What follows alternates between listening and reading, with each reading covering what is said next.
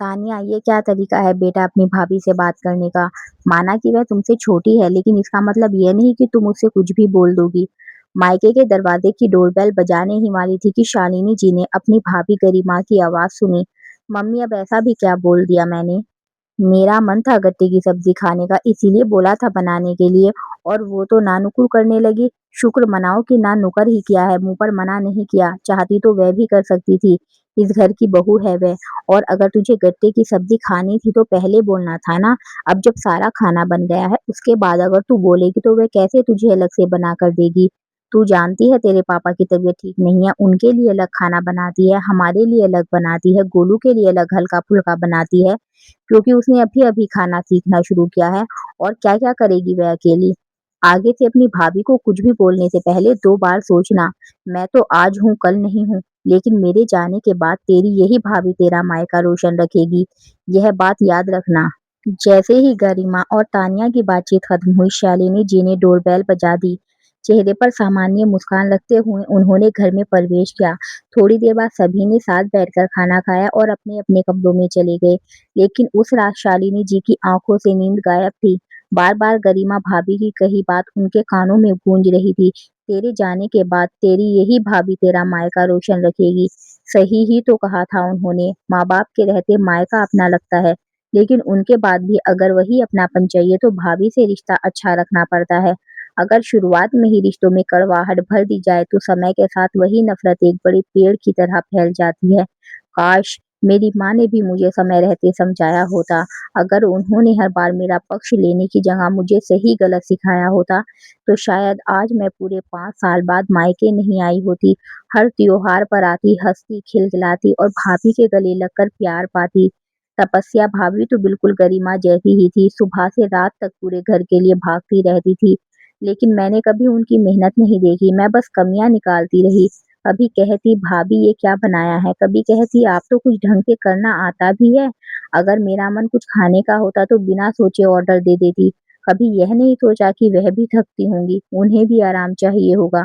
मुझे बस अपनी खुशी दिखाई देती थी। और माँ, माँ हमेशा मेरी हाँ में हाँ मिलाती थी। अरे मेरी बेटी है, 2 बातें कहती तो क्या हो गया? माँ तपस्या भाभी से कहती और मैं ज्यादा सिर चढ़ जाती। धीरे-धीरे भाभी की मुस्कान कम होने लगी। पहले वह मेरे साथ बैठकर बातें करती थी, बाजार चलती थी, मेरी पसंद का खाना बनाती थी, लेकिन फिर उन्होंने खुद को तक सीमित कर लिया। वह अपना काम करती और चुपचाप अपने कमरे में चली जाती। उस समय मुझे लगता था कि भाभी घमंडी हो गई है, लेकिन असल में उनका दिल टूट चुका था। फिर मेरी शादी हो गई। ससुराल आकर पहली बार समझ आया कि बहू होना क्या होता है। सुबह सबसे पहले उठना, सबकी पसंद का ध्यान रखना, गलती होने पर ताने सुनना और फिर भी मुस्कुराते रहना। एक दिन मेरी नंद ने सबके सामने मुझे डाँट दिया, सिर्फ इसीलिए क्योंकि उसकी पसंद की सब्जी नहीं बनी थी।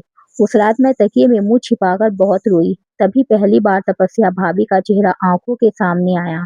एहसास हुआ कि मैंने भी तो उनके साथ यही सब किया था, लेकिन तब तक बहुत देर हो चुकी थी। माँ के गुजरने के बाद मायका बदल चुका था, भाई पहले जैसे नहीं रहे थे और भाभी का व्यवहार भी बस औपचारिक रह गया था। सम्मान था लेकिन अपनापन नहीं था। शायद रिश्तों की गर्माहट मैंने खुद अपने हाथों से खत्म की थी। इन्हीं सोचों में डूबी शालिनी जी की आंखों से आंसू बह रहे थे कि तभी दरवाजे पर हल्की दस्तक हुई। शालिनी, जाग रही हो क्या? गरिमा भाभी की आवाज आई। हाँ भाभी आइए। गरिमा भाभी कमरे में आई और बोली, सोचा सफर लंबा था, सिर में दर्द हो रहा होगा, तेल लगा दूं? बस इतना सुनना था कि शालिनी जी फूट-फूट कर रो पड़ी। उन्होंने गरिमा भाभी का हाथ पकड़ लिया। भाभी, अगर हो सके तो मुझे माफ कर दीजिए। अरे क्या हुआ? मैंने भी अपनी भाभी के साथ बहुत गलत किया था। कभी उन्हें समझा नहीं, सिर्फ दुख दिया। आज आपकी बातें सुनकर एहसास हुआ कि गलती सिर्फ मेरी नहीं थी, माँ की भी थी, जिन्होंने मुझे कभी रोका नहीं।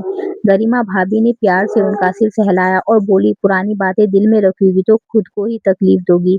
रिश्ते अगर सच्चे दिल से निभाए जाए तो सब ठीक हो जाता है।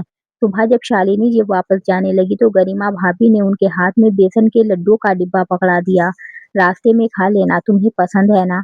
शालिनी जी की आंखें फिर भर आई। बरसों बाद उन्हें मायके का वही पुराना अपनापन महसूस हुआ।